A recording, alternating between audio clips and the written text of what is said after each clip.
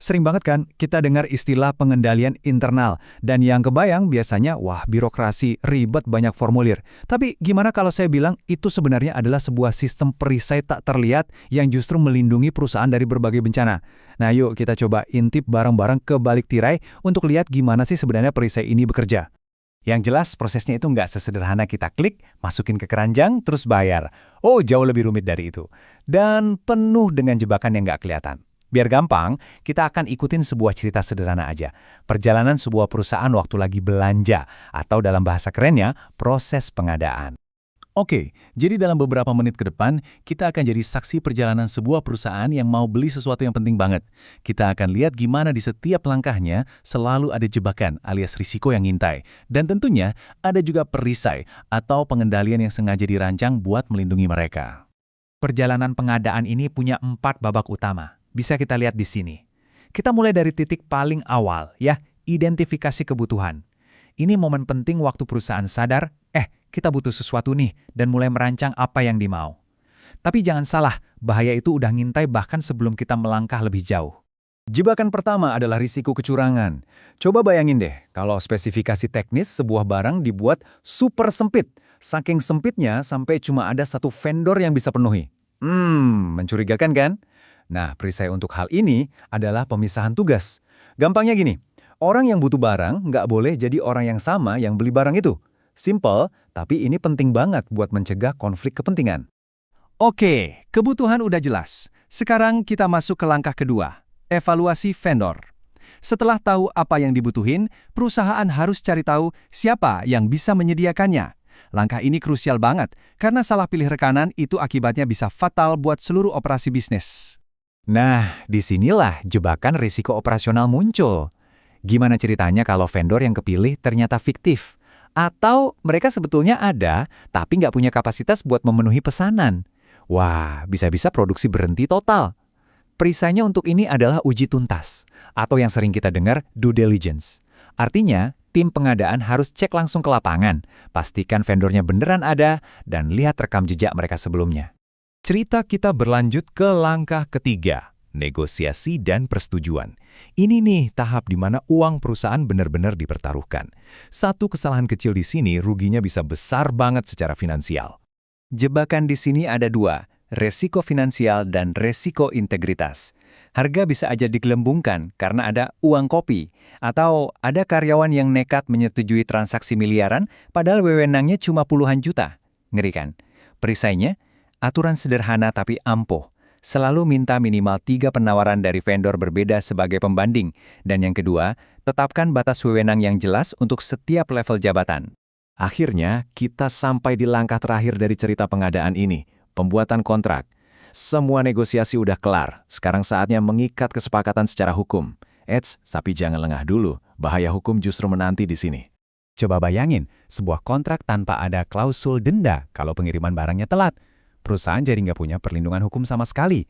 Makanya, perisai terakhir dan bisa dibilang paling penting dalam proses ini adalah tinjauan wajib dari tim legal. Aturan mainnya jelas, tidak ada satupun kontrak yang boleh ditandatangani sebelum diperiksa oleh ahlinya. Oke, cerita kita selesai. Tapi semua jebakan yang barusan kita lihat itu sebenarnya punya nama resmi dalam ilmu manajemen risiko loh. Sekarang yuk kita beralih sebentar dari cerita ke konsep dasarnya, biar kita paham sains di baliknya. Ingat semua jebakan yang kita bahas di cerita tadi? Mulai dari penipuan, vendor fiktif, sampai harga yang digelembungkan? Nah, semua potensi masalah itu, dalam kondisi alaminya, tanpa ada perlindungan apapun, itu yang disebut risiko bawaan atau inherent risk. Ini adalah tingkat bahaya sebelum kita pasang perisai pertahanan sama sekali. Tentu saja di dunia ini kan nggak ada perisai yang 100% sempurna. Jadi setelah semua pengendalian dipasang, pasti akan selalu ada sedikit sisa risiko. Nah, sisa risiko inilah yang kita sebut risiko residual. Ini adalah risiko yang pada akhirnya harus siap dihadapi oleh perusahaan. Dan di sini kita bisa lihat visualnya dengan sangat jelas. Coba bayangkan, risiko bawaan itu sebagai badai besar yang mengancam. Lalu, pengendalian internal adalah perisai kokoh yang kita bangun di tengah badai itu. Hasilnya, resiko residual yang jauh lebih tenang dan bisa kita kendalikan. Inilah inti dari semuanya.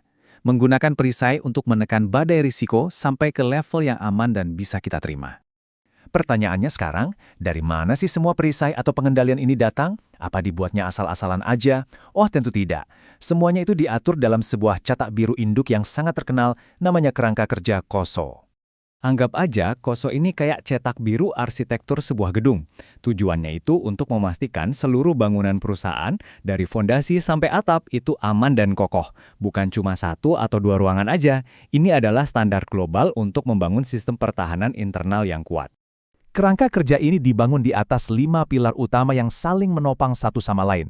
Kita bisa lihat di sini, ada lingkungan pengendalian sebagai fondasinya, lalu penilaian risiko dan aktivitas pengendalian sebagai intinya yang didukung oleh informasi dan komunikasi, dan terakhir, diawasi oleh pemantauan.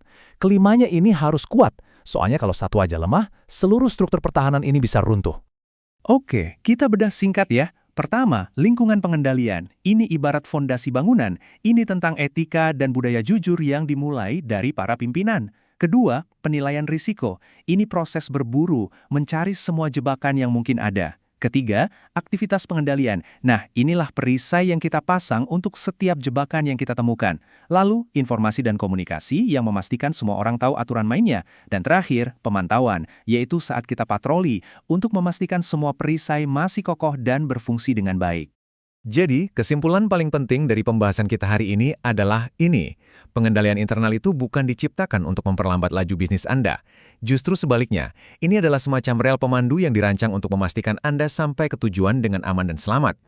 Nah, sebagai penutup, saya punya satu pertanyaan buat Anda.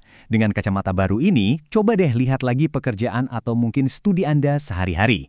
Kira-kira, adakah jebakan tersembunyi di sana yang mungkin belum punya perisai yang cukup kuat? Memikirkan hal ini mungkin akan sedikit mengubah cara Anda melihat dunia di sekitar Anda.